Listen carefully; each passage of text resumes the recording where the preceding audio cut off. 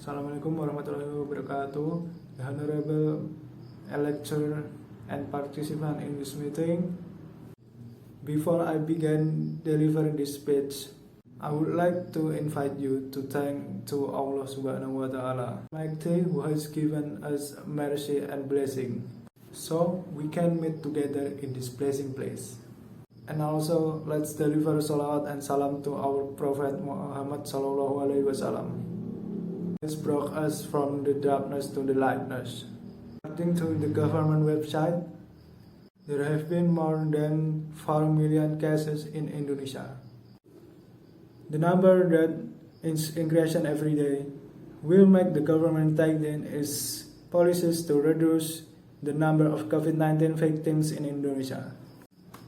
One of the ways that the government is still implementing in preventing the spread of the virus is the application of online learning, which is followed by almost all schools and universities in Indonesia.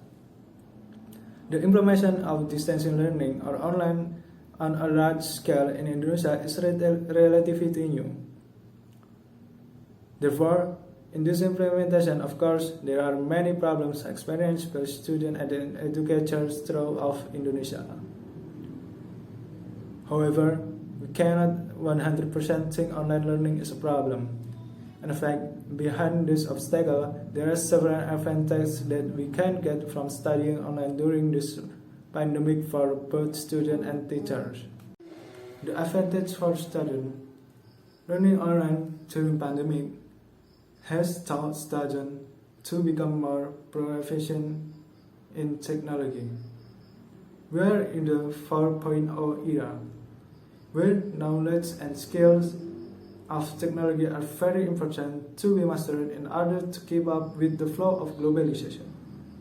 As we know, today's learning is very depending on technology. Implementation of teaching activities, providing material, attending classes, giving, creating, and collecting assignments are done digitally.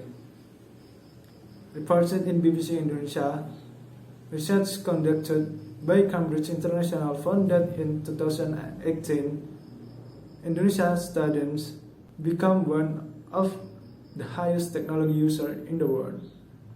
One of the findings is that 67% of Indonesian students use smartphones in the classroom and 81% are used for homework.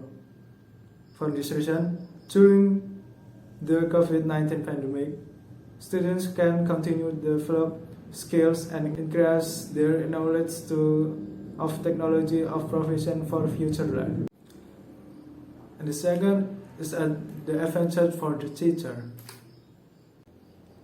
The advantage for the teacher is increasing the creativity of teacher providing education. Learning online from home does have many obstacles, including students become unfocused, bored, and ultimately the knowledge provided cannot be absorbed by students. To deal with this problem, teachers should make learning interesting and exciting. The coordinating Minister of Human Development and Culture on the kemenkopmk.go.id page said that learning in this pandemic teacher, creativity, and innovation were the main factors in order to provide teaching that was easy to understand and not boring. Therefore, teachers are challenged to use their creativity in order to attract the attention and focus of their students. There are many technologies that teachers can use as interesting learning media. One example is that teachers can make learning materials in the form of PowerPoint with beautiful templates, various animation, as well as short but clear content.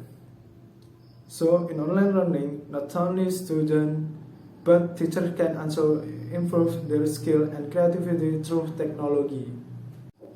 Online learning is one of the challenges of education in Indonesia. Its implementation, which is very new, of course, will cause various problems for students and educators. However, we cannot underestimate the system. In fact, without realizing it, there are advantages to online learning policies that we fail, such as saving living costs, having lots of free time, and being able to develop technological skill and student and teacher.